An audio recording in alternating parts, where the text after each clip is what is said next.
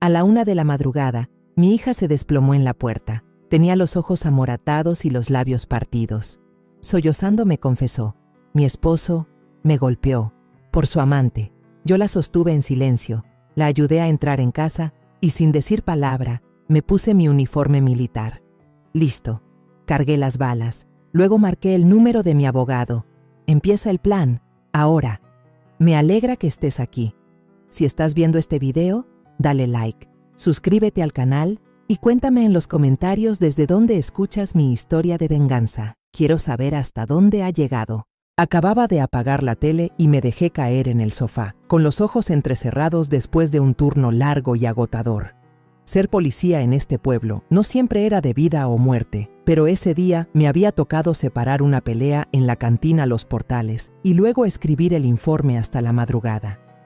El cuerpo me pesaba, solo quería dormir profundo. Afuera, en la calle, los ladridos de los perros se mezclaban con el zumbido de las motos de los chavos del barrio que pasaban a toda velocidad. Ya era la 1 de la mañana, pero el barrio se negaba a dormir. Seguro los morros andan en la esquina, fumando y tomando unas chelas, como todas las noches, pensé. Cerré los ojos, tratando de ignorar los ruidos para que mi cabeza pudiera descansar. De repente, unos golpes apurados sonaron en la puerta, tan fuertes que me levantaron de un brinco. El corazón se me aceleró y mi instinto de policía se activó de inmediato. ¿Quién podría tocar así a estas horas? Caminé rápido hacia la entrada, agarrando con fuerza una silla por si acaso. ¿Quién es?, pregunté hacia afuera, con la voz un poco temblorosa, no de miedo, sino porque sentía que algo malo estaba pasando. Nadie contestó, solo se oyeron un par de golpes más débiles, seguidos de una voz entrecortada y temblorosa. «Mamá, ábreme por favor». Casi me quedo helada. Era la voz de Sara, mi hija. Quité el seguro a toda prisa, con el corazón martillándome en el pecho. Apenas abrí, Sara se derrumbó en mis brazos, temblando como un animalito herido. La abracé con fuerza, sintiendo su cuerpo flácido, como si no le quedara ni una pizca de energía. «Sara, ¿qué te pasó, mija?», le pregunté, con la voz quebrada. La luz amarilla del porche le dio en la cara y me quedé paralizada al verla. Tenía el labio partido, con sangre seca en la comisura. El ojo izquierdo, morado e hinchado, apenas podía abrirlo. Se apretaba el estómago con las manos, como si intentara ocultar un dolor. «Mi esposo me pegó por su amante», susurró Sara, con la voz entrecortada antes de romper en un llanto desgarrador. Sentí que la sangre me hervía, pero al mismo tiempo el corazón se me estrujó. Mi hija, la que crié y quise más que a mi propia vida, estaba frente a mí, hecha pedazos. La ayudé a entrar, la recosté en el sofá y corrí a la cocina por un trapo húmedo y el botiquín. «Quédate quieta, mija, deja que te vea», le dije, tratando de mantener la calma, aunque por dentro era un caos. Le limpié con cuidado la sangre del labio, pero seguía saliendo, roja, viva, como si me cortara el corazón. El corte era profundo, no era solo una herida en la piel, parecía llevar consigo un daño mucho más hondo. Sara seguía abrazándose el estómago, con sus manos delgadas temblando. Con cuidado le quité las manos, le levanté la blusa y, Dios mío, casi se me cae el trapo. Un moretón enorme, negro, amoratado, le cubría el vientre, como si le hubieran pegado no una, sino muchas veces, con saña. Sentí que me faltaba el aire, como si los golpes me los hubieran dado a mí. «Sara, ¿quién te hizo esto? Fue Roberto, ¿verdad?», le pregunté, con la voz temblando de rabia y dolor. Sara no contestó, solo lloró, y sus sollozos rompieron el silencio de la casa. Sin pensarlo más, agarré el teléfono y marqué el número que ya me sabía de memoria de la sala de urgencias del pueblo. «Doctora Figueroa, por favor, prepárese, le llevo a mi hija para allá», dije, apurada. Mi coche estaba en el taller porque le estaban arreglando los frenos, así que pedí un taxi. Mientras esperábamos, me senté junto a Sara, la tapé con una cobija para que no tuviera frío. Su celular, que había dejado en la mesa, no paraba de iluminarse. De reojo, Vi 7 llamadas perdidas de Roberto y unos mensajes que aparecían en la pantalla bloqueada. «Abre la boca si quieres perderlo todo, perra». Sentí que la sangre se me subía a la cabeza. Estiré la mano para agarrar el teléfono. Quería ver más, saber qué más le había hecho. Pero Sara, aunque débil, me lo arrebató con pánico. «Mamá, no veas, no es nada». Me miró con los ojos llenos de miedo, como si con solo tocar ese celular, todo se fuera a venir abajo. No la presioné, solo le apreté la mano para tranquilizarla. «Estoy aquí, mija, no te va a pasar nada». Pero por dentro, yo sabía que esto ya había ido demasiado lejos. Cuando llegó el taxi, ayudé a Sara a subir, sosteniéndola con un brazo mientras con el otro cargaba torpemente una bolsa. De camino al hospital, Sara iba encogida, con la cabeza apoyada en mi hombro, repitiendo una y otra vez: «Perdóname, mamá. No quería molestarte a estas horas, pero ya no aguantaba. Tuve que venir corriendo». Cada palabra que decía era como una puñalada en mi corazón. Yo era su madre. Le había prometido protegerla toda la vida, y ahora tenía que venir a buscarme en medio de la noche, destrozada por el hombre en quien alguna vez confié. El taxi se detuvo frente al hospital, donde la luz blanca y fría de un letrero de neón iluminaba las palabras «Sala de urgencias». Ayudé a bajar a Sara, mi hija, que apenas se sostenía en pie. Su cuerpo seguía temblando y se apretaba el estómago, como si se aferrara a sus últimas fuerzas. Le apreté la mano, tratando de que no sintiera cómo mi corazón latía desbocado. «Estoy aquí, no tengas miedo», le susurré, aunque yo también estaba aterrada. La doctora Leticia Figueroa, que estaba de guardia, ya nos esperaba en la puerta. Miró a Sara, luego a mí, con una expresión de preocupación, pero no dijo nada. Solo le hizo una seña a una enfermera para que llevara a mi hija a una sala de revisión. Yo la seguí, sintiendo los pies pesados como si arrastrara plomo. Cuando la enfermera le quitó la delgada chamarra a Sara, casi me quedo sin aire. Además de los golpes en la cara, tenía los hombros y las muñecas llenos de marcas de crueldad. Moretones morados y rojizos, como acusaciones silenciosas. Me quedé ahí, inmóvil, agarrada al borde de una mesa, conteniendo la rabia que me quemaba por dentro. «¿Qué te hizo este infeliz?», pensé, pero no me atreví a decirlo en voz alta por miedo a que Sara se soltara a llorar de nuevo. La doctora Figueroa anotaba cada herida con cuidado, con el rostro serio.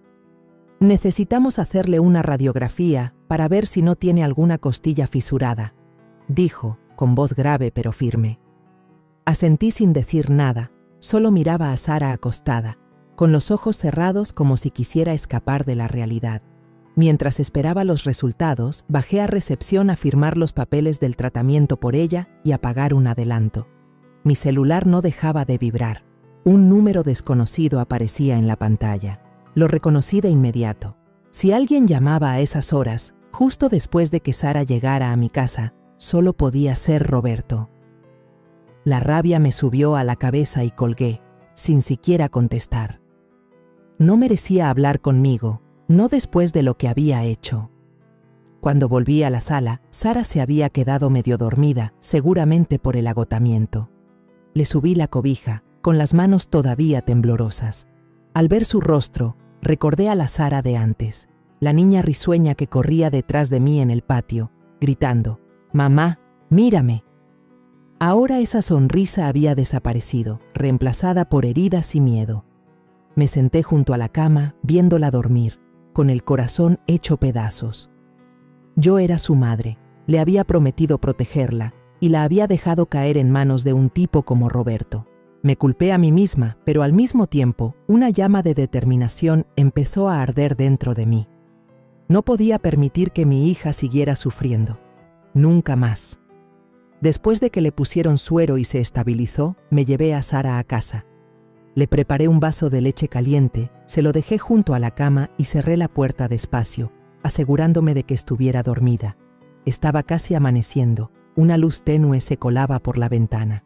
Salí a la entrada para arreglar un poco el desorden y me encontré a doña Camila, la vecina de enfrente, barriendo su patio. Al verme, se acercó corriendo, con voz apurada. «¿Pasó algo anoche en tu casa, Elizabeth?», Oí que golpeaban la puerta y unos llantos. Suspiré y le conté a grandes rasgos que a Sara la había golpeado su esposo, que la había corrido de la casa y que había tenido que venir a refugiarse en la madrugada. Doña Camila apretó los dientes, con los ojos encendidos. ¿Cómo se atreve a tratar así a su esposa? ¡Ese no tiene madre! Asentí, sin decir más, pero sentí que tenía una aliada. De pronto, recordé que doña Camila tenía una cámara en la entrada. «Oiga, doña Camila, ¿su cámara no habrá grabado algo anoche?», le pregunté. Asintió de inmediato, abrió la aplicación en su celular y me mostró el video. Grabé con mi teléfono la escena de Sara frente a mi puerta, tocando desesperada, con su llanto débil resonando en la noche. Ver esa imagen me volvió a doler el corazón, pero al mismo tiempo supe que sería una prueba clave. Le tomé la mano a doña Camila y le di las gracias desde el fondo de mi alma. Ella solo me sobó la mano y dijo con firmeza: «No te olvides de hacer justicia por esa niña. Confío en que puedes hacerlo». Entré a mi recámara, abrí el closet y miré mi uniforme de policía, colgado impecablemente.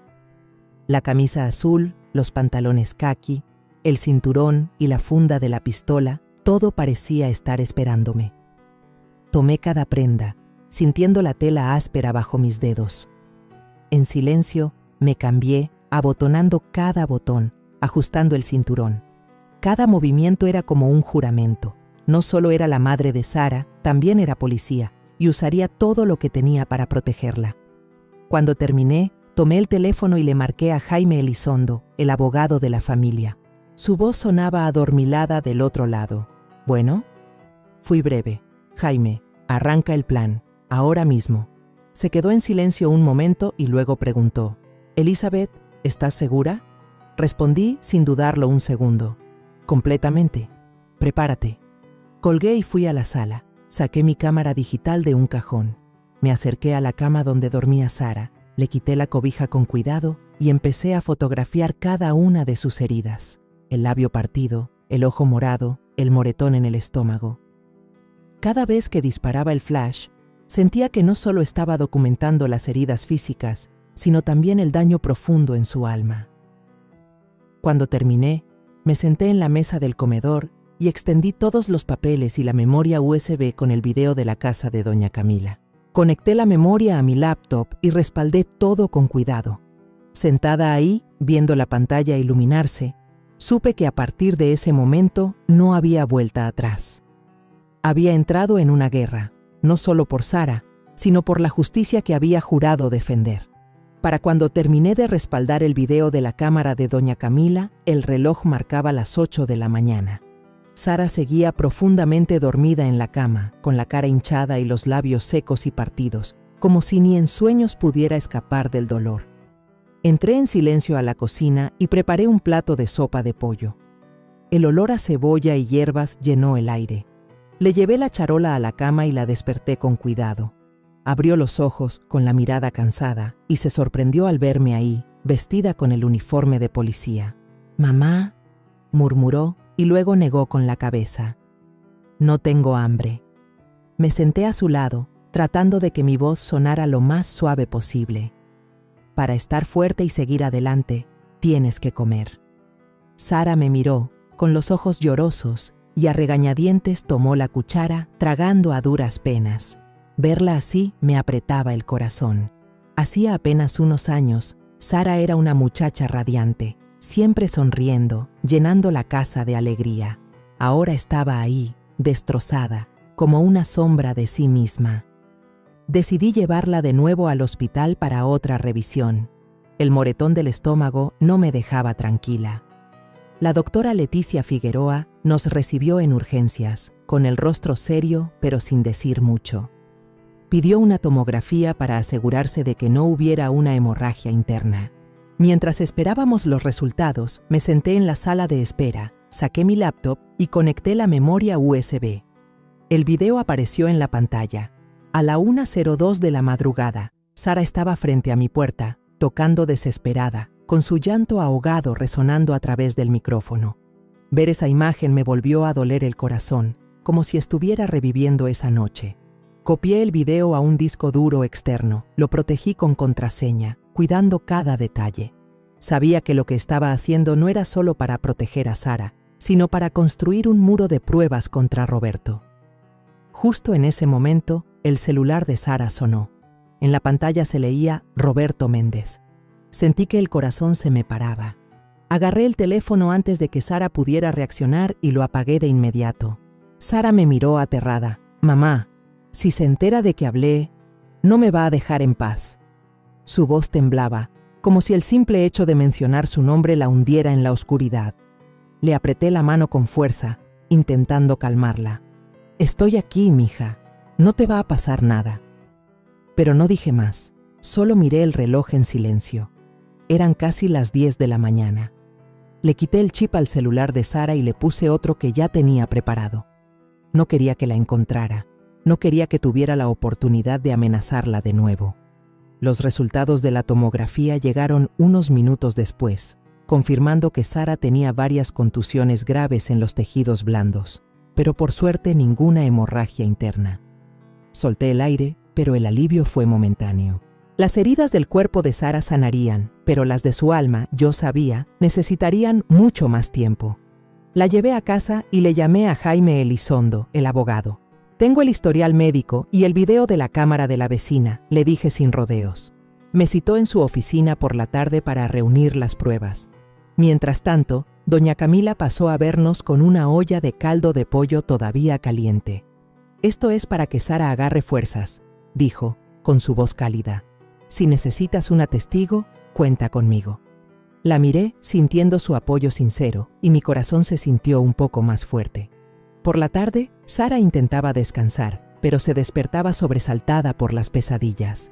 Me senté a su lado, tratando de calmarla, pero ella solo balbuceaba asustada. Roberto me empujó, y Denise. Ella estaba en una esquina, burlándose. Al oír eso, sentí que la sangre se me subía a la cabeza. «¿Quién es Denise?», le pregunté con la voz temblando de rabia. Sara me contó, con la voz débil, que Denise era la amante de Roberto, que había ido a su casa varias veces, presumiendo descaradamente, provocando a Roberto para que se desquitara con ella. Su relato fue como una navaja en mi corazón. Yo había comido en la misma mesa que Roberto, había pensado que era un hombre decente que cuidaría de mi hija, y ahora resultaba que no solo la engañaba, sino que dejaba que otra mujer la humillara en su propia casa. Sentada junto a la cama, saqué mi celular y tomé fotos de cerca de los moretones en las muñecas de Sara, incluyendo el reloj para que se viera la hora exacta. Cada foto que tomaba sentía que no solo documentaba las heridas físicas, sino el dolor que mi hija cargaba. Sabía que estas fotos serían pruebas, pero también eran un recordatorio de lo que tenía que hacer para protegerla. Por la tarde, llevé a Sara a la oficina de Jaime, con un portafolio que contenía todas las pruebas que había reunido. Él lo abrió y fue poniendo todo sobre la mesa: las fotos de las lesiones, el informe médico y el video en la USB. Jaime asintió, con voz firme. «Esta es una base bastante sólida. Ahora solo necesitamos demostrar el adulterio público y no tendrá para dónde hacerse». Apreté el asa de mi bolsa, sabiendo perfectamente cuál era mi siguiente paso. Ya no era solo una madre dolida, era una policía, y usaría todo lo que tenía para hacer que Roberto pagara. Esa noche no llevé a Sara a mi casa. No quería que estuviera en un lugar donde Roberto pudiera encontrarla. En vez de eso, la dejé en casa de doña Camila, mi vecina de confianza. Ella le abrió las puertas para que se quedara a dormir y prometió no quitarle el ojo de encima. Regresé a casa sola, con el corazón pesado. Me quité el uniforme de policía y me puse una chamarra vieja y unos jeans, tratando de parecer una persona común y no una oficial buscando pruebas. Saqué la cámara digital del cajón, revisé la batería y la tarjeta de memoria y salí en mi viejo coche. Cada vuelta de las llantas me recordaba que estaba entrando en una guerra, no solo por Sara, sino por la justicia que había jurado defender. Estacioné el coche en un callejón oscuro cerca de la cantina Los Portales en León, el lugar que Sara me había dicho que Roberto frecuentaba. La luz de neón del local iluminaba un pedazo de la calle. Me senté en el coche, agachada, con la cámara en mano, esperando. Como a las 8 de la noche, apareció la camioneta plateada de Roberto. Sus faros barrieron el callejón. El corazón se me aceleró, pero me mantuve tranquila y encendí la cámara, lista. Unos minutos después, una mujer salió de la esquina. Llevaba un vestido rojo ajustado, los labios pintados de un color intenso y un cigarro en la mano. Caminaba con una seguridad provocadora. La reconocí de inmediato. Era Denise Salgado, la mujer de la que Sara me había hablado, la amante de Roberto, la que había hecho sufrir a mi hija. Roberto apagó el motor, se bajó y le abrió la puerta a Denise, rodeándola con el brazo por la cintura con familiaridad. Al verlo, sentí que la sangre me hervía. Él, el que se había sentado a comer en mi casa, el que me había llamado suegra, ahora abrazaba a otra mujer mientras mi hija estaba en una cama llena de moretones. Disparé la cámara una y otra vez. La luz de neón de la cantina iluminaba claramente sus rostros. Cada foto era como una puñalada, pero también una pieza más en el rompecabezas que estaba armando para desenmascararlo. Los seguí a distancia hasta un pequeño hotel con un letrero de luz roja parpadeante. No me acerqué, solo me quedé lejos y tomé un par de fotos más de ellos entrando al vestíbulo, de la mano.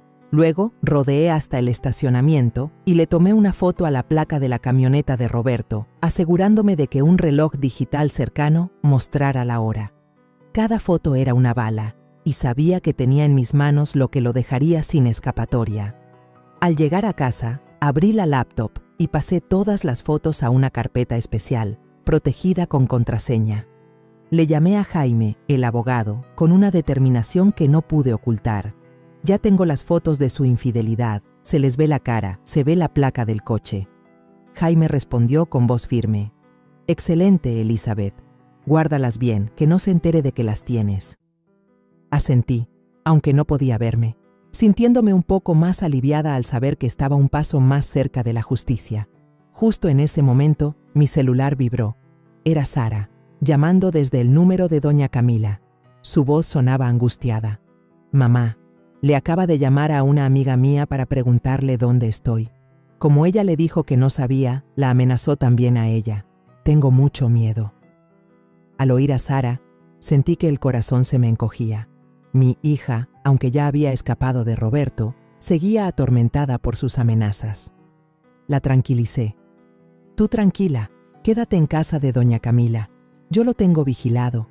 Pero por dentro sabía que tenía que actuar más rápido, antes de que él encontrara la manera de lastimar a Sara otra vez.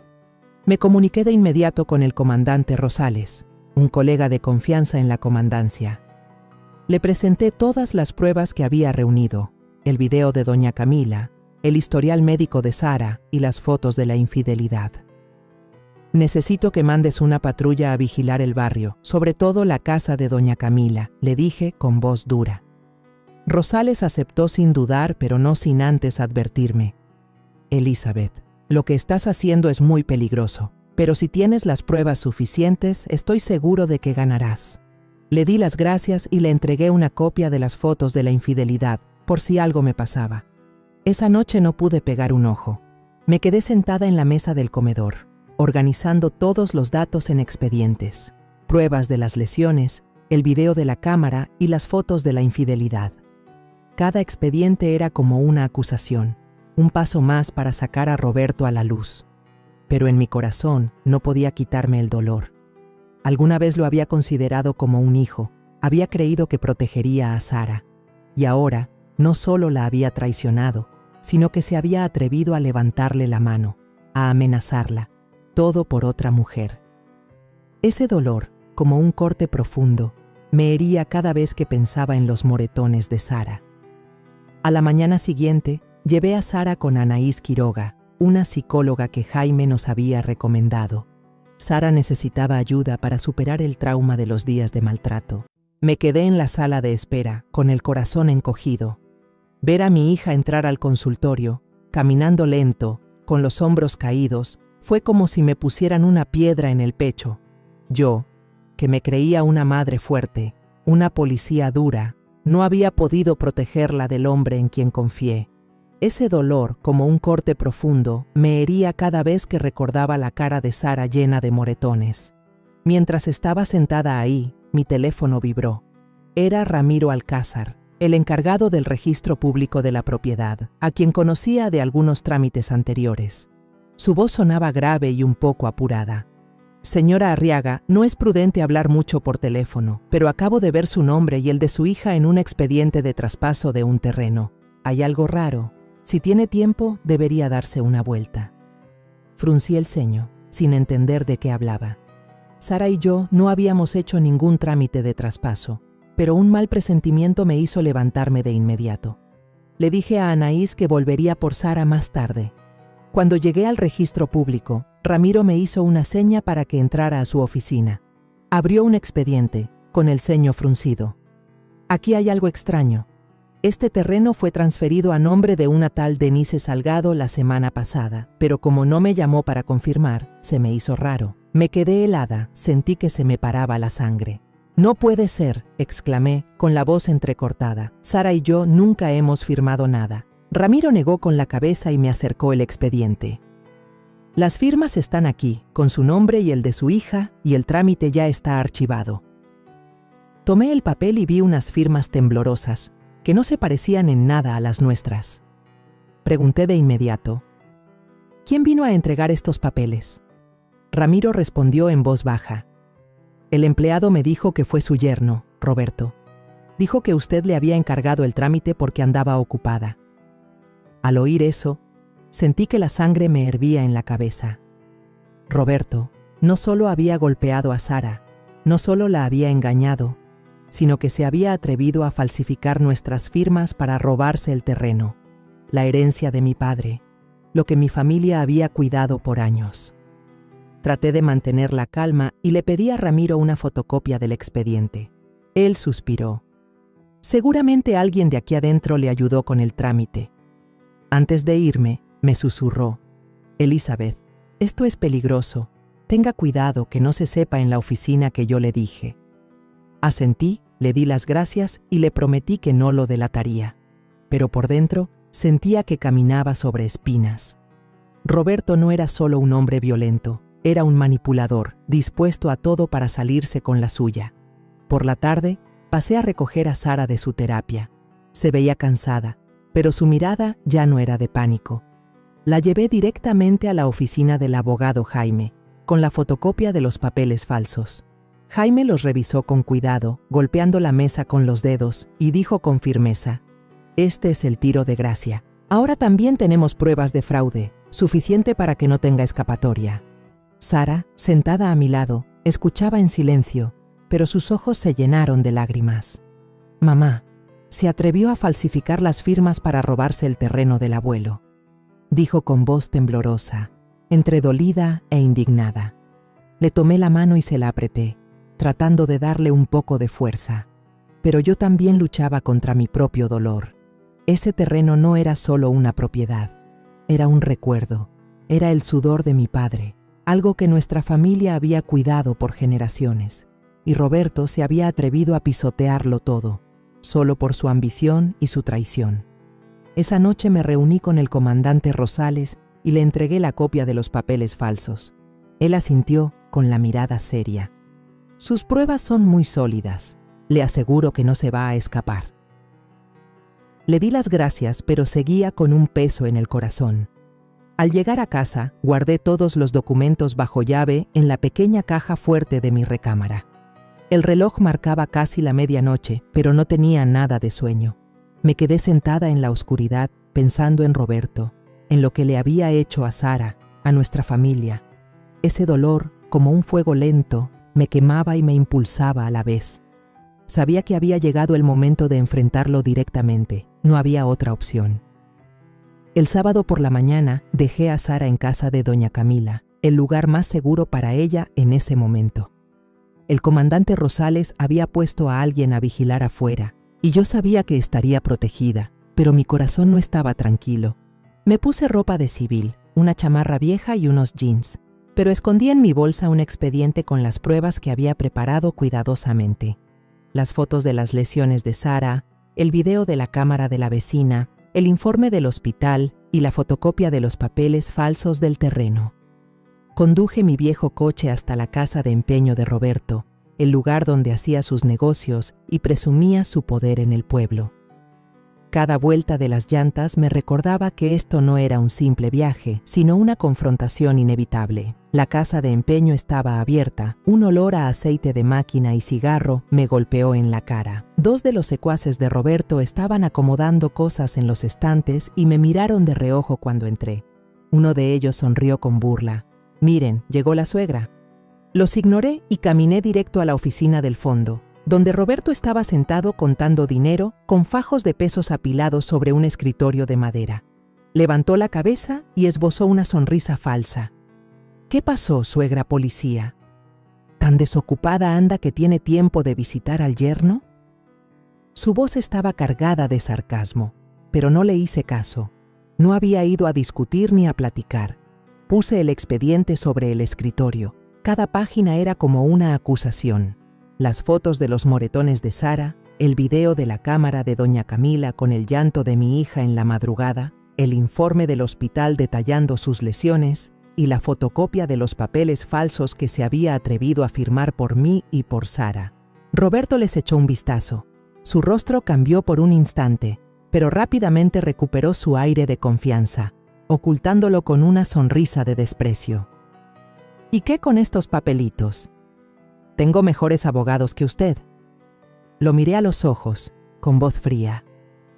«No vine a discutir contigo. Si quieres ver quién tiene la razón, nos vemos en el juzgado». Se levantó de golpe, con la voz contenida, como si le hubiera tocado el orgullo. «¿Quién se va a atrever a tocarme? ¿Quién se me va a poner en contra en este pueblo?». No me inmuté. Lo miré fijamente a sus ojos arrogantes. «Yo. No creas que todo el mundo te tiene miedo». Los dos tipos de la entrada intentaron acercarse, pero puse la mano en el bolsillo de mi chamarra, dejando ver mi placa de policía. Se detuvieron en seco, con la mirada evasiva. Roberto se puso rojo, golpeó la mesa con fuerza y casi gritó: «Su hija es una débil, merecía que la educaran, y usted no crea que esa placa la va a salvar siempre». Al oír eso, sentí que la sangre me hervía. ¿Se atrevía a decir que Sara, mi hija, a la que quería más que a mi vida, merecía que la educaran? ¿Se atrevía a justificar los moretones, las noches que Sara tuvo que huir con dolor? Quise gritarle, quise abalanzarme sobre él y agarrarlo del cuello, pero me contuve. No respondí, solo recogí el expediente en silencio, lo guardé en mi bolsa y me di la vuelta para salir. Antes de irme, me giré y dije con firmeza: «Para que te quede claro, a partir de ahora, las reglas del juego cambiaron. No eres tú quien va a educar a nadie, es la ley la que te va a educar a ti». Roberto me gritó a mis espaldas: «Si sales por esa puerta, dejas de ser mi suegra, y entonces no te quejes si me pongo cabrón». Me detuve, lo miré una última vez, sin una pizca de miedo. «Pues considera que, desde ahora, ya no eres el esposo de mi hija». Salí a la calle, donde el viento levantaba el polvo del camino de tierra. Me subí al coche y le llamé de inmediato a Jaime. Llegó la hora de presentar la demanda. Jaime respondió, con voz calmada pero cautelosa: «De acuerdo, prepárate, va a contraatacar con todo». Asentí, aunque no podía verme, con el corazón frío como el acero. Sabía que esta guerra no sería fácil, pero estaba lista. Unos días después de mi enfrentamiento con Roberto en la casa de empeño, los rumores empezaron a correr por el barrio como fuego en pasto seco. Temprano por la mañana fui al mercado por unas verduras, tratando de actuar normal, pero los murmullos me llegaban a los oídos. Dos señoras del puesto de la esquina cuchicheaban: «Esa Sara de seguro se lo inventó. Dicen que le contestaba mucho al marido, por eso le pegaron». Pasé junto a ellas y se callaron de golpe, pero sus miradas me siguieron como si yo fuera la que causaba problemas. En el café de al lado, un señor mayor sorbía su café y negaba con la cabeza: «Elizabeth ahora está usando su placa para fregar a su yerno». Al oír eso, sentí como si me clavaran un puñal en el pecho. Esa gente, la que me saludaba todas las mañanas, la que le sonreía a Sara cuando era niña, ahora se creía tan fácil las mentiras de Roberto. Agaché la cabeza y apuré el paso, intentando que no vieran que se me estaban llenando los ojos de lágrimas. Al mediodía, Jaime me llamó a su oficina. Puso un fajo de papeles frente a mí con voz grave.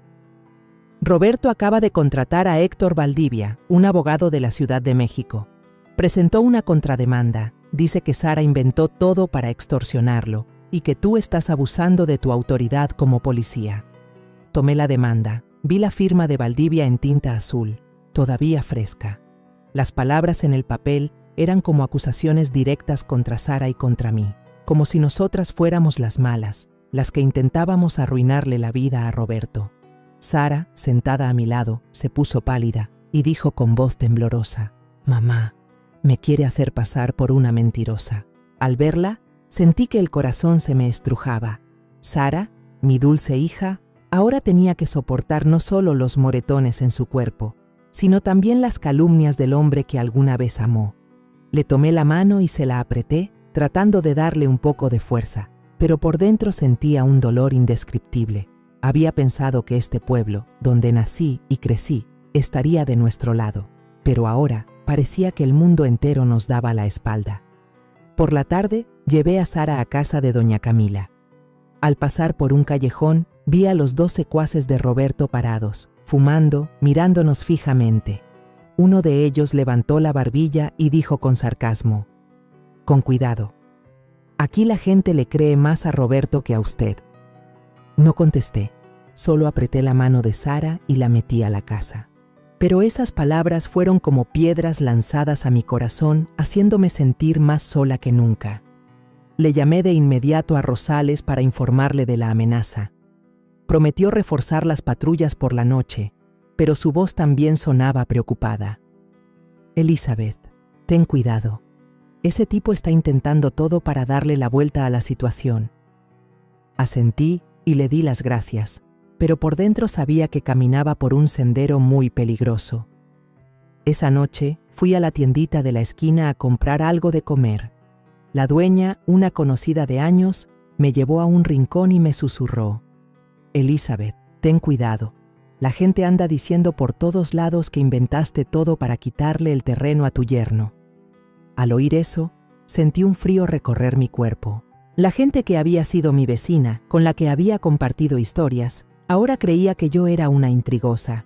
Le di las gracias, intenté sonreír, pero al salir de la tienda sentí que el mundo se me venía encima. Al llegar a casa, encontré un sobre sin nombre metido por debajo de la puerta. Adentro, una nota con letra garabateada: «Cállate o pierdes a tu hija». Tomé el papel. Mis manos temblaban, pero no de miedo. Estaba furiosa. Furiosa porque Roberto se atrevía a amenazar a mi hija. Furiosa porque la gente a mi alrededor se dejaba manipular tan fácil. Guardé la nota con cuidado en el expediente de pruebas, sabiendo que sería una pieza más para desenmascararlo. Muy noche, me reuní de urgencia con Jaime en su oficina. Él vio la nota de amenaza y asintió levemente. «Bien, mientras más sucio juegue, más se enreda solo. Pero la opinión pública está de su lado. Necesitamos un golpe fuerte para cambiar las cosas, y la única que puede hacer eso es Denise». Al oír a Jaime mencionar a Denise, sentí que una pequeña luz de esperanza se encendía en la oscuridad. Denise, la amante de Roberto, podría ser la clave para darle la vuelta a la situación, pero al mismo tiempo sabía que traerla a nuestro lado no sería fácil. Me quedé ahí, en la penumbra de la oficina, pensando en Sara, en los moretones de su cuerpo, en las mentiras que nos estaban asfixiando. Ese dolor, como un fuego lento, me quemaba y me impulsaba a la vez. No iba a dejar que Roberto ganara, no iba a dejar que sus mentiras ocultaran la verdad. Al día siguiente de la tensa confrontación en la casa de empeño, me enteré de que Denise solía frecuentar una pequeña cantina al final de la calle Hidalgo. Supe que era mi oportunidad para cambiar el rumbo del juego, para darle la vuelta a la partida que Roberto creía tener ganada. Me puse una chamarra ancha y una gorra, tratando de pasar desapercibida. Al entrar al lugar, la música ranchera sonaba a todo volumen. El humo de cigarro flotaba en el aire y el olor a cerveza y tequila se mezclaba en el ambiente. Escogí una mesa en un rincón oscuro, me senté y no le quité los ojos de encima a la puerta. No quería que me reconocieran, no quería que nadie de la gente de Roberto me viera antes de que yo pudiera hablar con Denise. como a las 10 de la noche, apareció ella. Con un vestido corto y ajustado, los labios pintados de un rojo intenso y un cóctel en la mano, caminaba con una seguridad que parecía forzada. La miré y sentí una mezcla de rabia y lástima. Esta era la mujer que había contribuido al sufrimiento de mi hija, pero al mismo tiempo sabía que ella también era solo un peón en el juego de Roberto. Respiré hondo, me levanté y me senté frente a ella. Denise levantó una ceja con la voz a la defensiva. ¿Y usted quién es? No le contesté de inmediato, solo puse un sobre en la mesa en silencio. Adentro había una copia de los papeles falsos del terreno que Roberto había tramado, junto con un estado de cuenta bancario de Denise, lleno de deudas acumuladas y el riesgo de un embargo. La miré a los ojos y le dije, cortante, «Soy la suegra de Roberto. Si sigues de su lado, te vas a hundir con él. Pero si cooperas, te salvas». Denise soltó una risita burlona, pero se le borró de la cara en cuanto abrió el sobre y vio los papeles. Se puso pálida. Su mirada vaciló al ver la firma falsa en el traspaso y las cifras en rojo de sus deudas. Continué, con voz fría pero firme. «El comandante de la policía ya sabe todo. En cuanto empiece el juicio, te van a llamar a declarar por fraude, y hasta podrías enfrentar una sentencia grave. ¿Eso quieres?». Denise se quedó callada un buen rato. La mano con la que sostenía su cóctel le temblaba. Se bebió el trago de un golpe, como para darse valor, y luego dijo con voz temblorosa: «Roberto me prometió que me daría una parte del terreno. Dijo que todo saldría bien, que yo lo tendría todo. Pero ahora entiendo, solo me usó». Al oírla, sentí un poco de lástima. Denise, aunque equivocada, era otra víctima de la manipulación de Roberto. Pero no dejé que mis emociones me ganaran. La miré fijamente. «Tienes una última oportunidad de salir limpia de esto. Declara la verdad en el juicio. Yo tomaré eso en cuenta». Justo en ese momento, la puerta de la cantina se abrió de golpe y entraron los dos secuaces de Roberto. Miraron a su alrededor y sus ojos se clavaron en mí, sentada con Denise. Se acercaron, con cara de pocos amigos. Sin dudarlo, saqué mi placa de policía del bolsillo y la puse sobre la mesa. ¿Quieren intentarlo? Adelante. La luz tenue del lugar brilló sobre la placa, y los dos tipos se detuvieron, retrocediendo lentamente hacia la puerta, con la mirada todavía llena de odio. Denise respiraba agitada, pálida como el papel, agarrándose al borde de la mesa. La miré y le dije, con voz grave pero decidida: «¿Ya ves? Roberto no puede protegerte. Solo te va a arrastrar con él». Denise se mordió el labio. Sus ojos se debatían entre el miedo y la determinación. Finalmente asintió. «Está bien. Voy a declarar. Pero tiene que prometerme que estaré a salvo». No le prometí mucho. Solo asentí. «Si haces lo correcto, haré todo lo que pueda». Le llamé de inmediato a Rosales, le conté la situación y le pedí que consiguiera un departamento seguro en las afueras para que Denise se escondiera. Al salir de la cantina, caminé por la calle fría y oscura. El viento me hizo temblar, pero por dentro sentí un gran alivio. Sabía que la batalla había cambiado. Roberto acababa de perder a su pieza más importante. La mañana del juicio me desperté a las 5, cuando el cielo todavía estaba oscuro. Fui a la cocina y preparé un caldo de pollo ligero. El aroma suave parecía querer calmar la tensión que se sentía en la casa. Le llevé la charola a la cama, donde Sara aún dormía. Verla ahí, con la cara todavía un poco hinchada y los labios secos, me apretó el corazón. La desperté con cuidado, susurrándole: «Come algo, mija, para que tengas fuerzas». Sara abrió los ojos, con la mirada cansada, pero asintió y se sentó lentamente. Le ayudé a ponerse un vestido largo de color azul claro y le puse una mascada delgada para tapar el moretón que aún se le notaba en el cuello. Le arreglé el cabello y le dije en voz baja: «Ya no tienes por qué agachar la cabeza». Sara me miró, con los ojos llorosos, pero no dijo nada. Solo me tomó la mano, como si fuera la única forma de sentirse segura. Afuera de la casa, el comandante Rosales ya nos esperaba con una patrulla. Me saludó con un gesto de cabeza. Su mirada era seria pero cálida. Organicé una escolta, Elizabeth. Hoy todo saldrá bien, dijo. Le di las gracias, sintiendo un poco de alivio al saber que no estaba sola. De camino al juzgado, vi a la gente del pueblo reunida en la plaza, cuchicheando. Algunos nos miraban con curiosidad, otros asentían levemente como en señal de apoyo, pero también había quienes negaban con la cabeza, con desconfianza. Los rumores que Roberto había esparcido seguían flotando en el aire, y yo sabía que la batalla de hoy no era solo contra él, sino por recuperar la verdad. Al llegar a la entrada del juzgado, vi a Roberto. Estaba de pie, con un traje impecable, la cara roja y la mirada afilada como un cuchillo. A su lado, el abogado Valdivia parecía tranquilo, pero yo sabía que estaba tenso. Denise también estaba ahí, parada lejos de Roberto, con los brazos cruzados y la mirada perdida. Al verla, recordé la noche en la cantina, cuando la convencí de cambiar de bando, y sentí una chispa de esperanza. Pero sabía que hoy no sería fácil. Tomé la mano de Sara y la guié hacia la sala. Adentro, el lugar estaba lleno. Las viejas bancas de madera rechinaban mientras la gente se acomodaba. Vi a doña Camila en la última fila.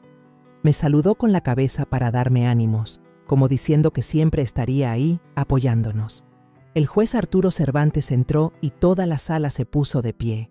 El aire se sentía denso. Solo se oía el zumbido del ventilador de techo, como el latido del corazón de la sala. El abogado Jaime comenzó. Su voz era grave y segura. Presentó el caso. Cada prueba fue expuesta ante el tribunal. Las fotos de las heridas de Sara, el informe de la doctora Figueroa detallando las lesiones, el video de la cámara de doña Camila que grabó el llanto de Sara en la madrugada, y la copia de los papeles falsos del terreno que Ramiro Alcázar nos había proporcionado. Cuando Jaime proyectó el video en la pantalla, los golpes de Sara en la puerta y sus sollozos débiles llenaron la sala. Oí murmullos entre la gente. Algunos se limpiaban los ojos. Miré a Sara a mi lado. Sus manos temblaban y tenía la cabeza agachada. Le puse una mano en el hombro y lo apreté suavemente, como para decirle que yo seguía ahí, que siempre estaría ahí. El abogado Valdivia se levantó para refutar. Su voz era cortante. Sara inventó todo para extorsionar a mi cliente. Elizabeth Arriaga abusó de su autoridad como policía para coaccionar y calumniar. Esas palabras fueron como puñales en mi corazón. Quise levantarme de un salto, gritar que mentía, que los moretones de Sara no eran un invento, pero Jaime me hizo una seña para que me calmara. Presentó los mensajes de amenaza de Roberto, que se veían claramente en la pantalla grande. Cállate si no quieres que te reemplace. La sala se quedó en silencio. Sara agachó la cabeza, sus manos temblaban con más fuerza, y supe que estaba recordando los meses que vivió con miedo. Le apreté el hombro, tratando de darle un poco de mi fuerza. Luego fue el turno de Denise. Subió al estrado, temblando, con la mirada vacilante. Roberto me prometió que me daría una parte del terreno, dijo, con la voz temblorosa pero clara. Me presionó para aceptar los papeles del traspaso, diciendo que todo estaba arreglado. Pero la verdad es que él falsificó la firma de su esposa para robarle el terreno. Roberto se levantó de un salto, gritando, «¡Me traicionaste!». Los guardias del tribunal tuvieron que obligarlo a sentarse, mientras el juez Cervantes decía con severidad, «Orden, o lo saco de la sala». Denise agachó la cabeza, pero siguió declarando. Cada palabra era como un martillo que destrozaba las mentiras de Roberto. Al verla, sentí un poco de alivio, pero no pude evitar el dolor en mi corazón. Denise había sido parte del sufrimiento de Sara, pero ahora había elegido estar del lado de la verdad. Cuando fue mi turno, subí al estrado y juré ante el tribunal. Miré directamente a la gente, con voz firme. Soy policía, pero hoy estoy aquí como madre. No voy a permitir que nadie, ni siquiera mi yerno, destruya a mi hija y se burle de la ley. Señalé a Roberto, sin una pizca de miedo en mi mirada. Ese hombre no es un esposo, no es un padre, es solo un abusador y un mentiroso. La sala entera murmuró. Algunas de las personas que habían creído en Roberto se miraban confundidas. Vi la mirada de doña Camila, asintió, como diciéndome que había hecho lo correcto. Finalmente, el juez Cervantes se puso de pie para leer el veredicto. Su voz era grave y clara, pero yo no oía cada palabra. Solo supe que dictaba una orden de protección para Sara. Congelaba todos los bienes de Roberto, anulaba el traspaso del terreno y enviaba el caso al Ministerio Público para investigar los delitos de usura y violencia familiar. Un estruendo de murmullos llenó la sala. Roberto se desplomó en su silla, con la cara pálida, como si toda su fuerza se hubiera esfumado. Valdivia se quedó en silencio, quitándose los lentes para limpiarse el sudor. Tomé la mano de Sara y la saqué de ahí. El sol del mediodía brillaba intensamente en las escaleras del juzgado y oía a la gente susurrar: Elizabeth ganó la justicia. Pero por dentro, yo sabía que esta victoria no borraba las heridas que Sara había sufrido. Solo esperaba que, a partir de hoy, ella pudiera empezar a encontrar de nuevo su sonrisa. La tarde del juicio, cuando el juez Arturo Cervantes terminó de leer el veredicto, la sala estalló en murmullos.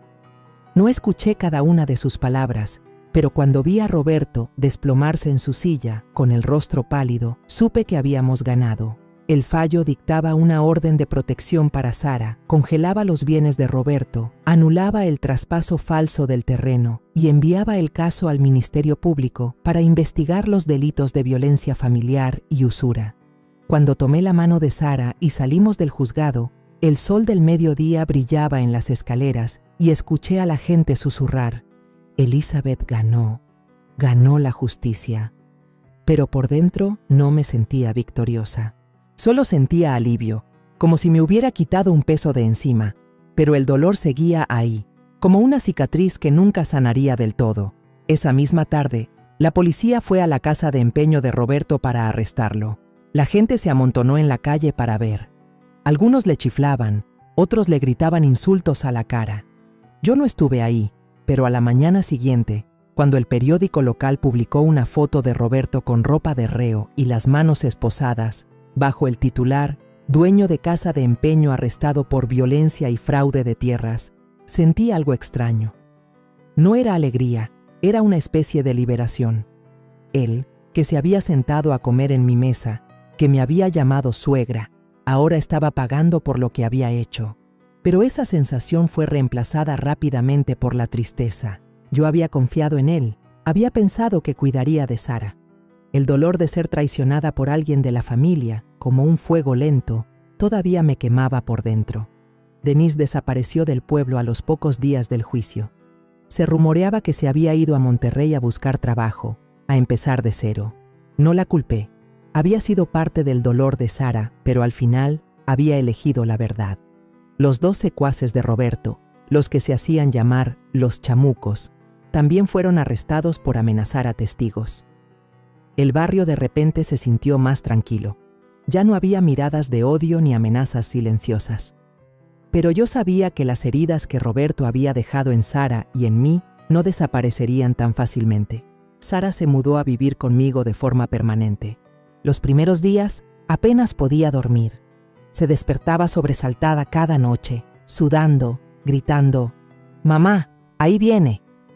En esos momentos me sentaba a su lado, le tomaba la mano y le susurraba: «No pasa nada, mija, ya estás a salvo». Pero al ver a Sara, me veía a mí misma años atrás, cuando yo también guardé silencio ante mi propio dolor. La llevé con Anaís Quiroga, la psicóloga, cada semana sin falta. Anaís escuchaba a Sara con paciencia, ayudándola a enfrentar sus pesadillas paso a paso. Después de unas semanas, empecé a notar un cambio. Sara ya no se tapaba la cara al salir a la calle, ya no agachaba la cabeza al pasar por el mercado. Una tarde, la encontré en la cocina preparando enchiladas y mientras doblaba las tortillas, cantaba en voz baja. Esa canción, tan suave como el viento, hizo que se me llenaran los ojos de lágrimas. Hacía tanto tiempo que no escuchaba cantar a mi hija. Era como si el sol estuviera volviendo a entrar a la casa. El pueblo también empezó a cambiar su actitud. Los vecinos que habían dudado, que se habían creído los rumores de Roberto, ahora me saludaban. Algunos se acercaron a disculparse, con voz apenada. «Señora Elizabeth, no sabíamos la verdad». Yo solo asentía, sin rencor. Entendía que las mentiras de Roberto habían sido convincentes y no todos tienen el valor de enfrentar a alguien como él. Doña Camila vino de visita con una charola de pan dulce y abrazó fuerte a Sara. Saliste más fuerte que tu madre en sus tiempos. Verlas reír juntas me calentó el corazón, como si la bondad de la gente todavía existiera, a pesar de los días oscuros. Seguí con mi trabajo en la comandancia. Cada patrullaje diario era un recordatorio de mi deber. Cada vez que me encontraba con un caso de violencia, me sentía más decidida a ayudar a otras mujeres a romper el silencio.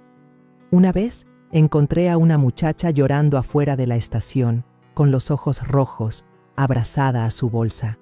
Me senté a su lado y le dije con voz suave: «No estás sola. Mi mamá lo vivió, mi hija lo vivió, y yo también me quedé callada una vez. Pero hoy sé que el silencio solo alimenta al monstruo». La muchacha me miró. Las lágrimas seguían corriendo, pero había un brillo nuevo en sus ojos.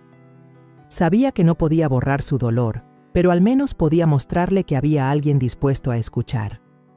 Unos meses después, Sara se sintió lo suficientemente fuerte para volver a trabajar.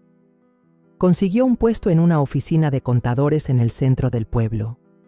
Esa noche, llegó tarde, abrió la puerta con una sonrisa radiante. «Mamá, me dieron el trabajo». Me levanté y la abracé con todas mis fuerzas, y las dos lloramos. No eran lágrimas de dolor, sino de alegría, de liberación. Ver a Sara ahí, sonriendo como el sol, me hizo recordar a la niña que corría detrás de mí en el patio, gritando: «Mamá, mírame». Sabía que las heridas en su corazón seguían ahí, pero estaba aprendiendo a seguir adelante, a reencontrarse a sí misma. Esa noche me senté en el porche, el viento soplaba fresco.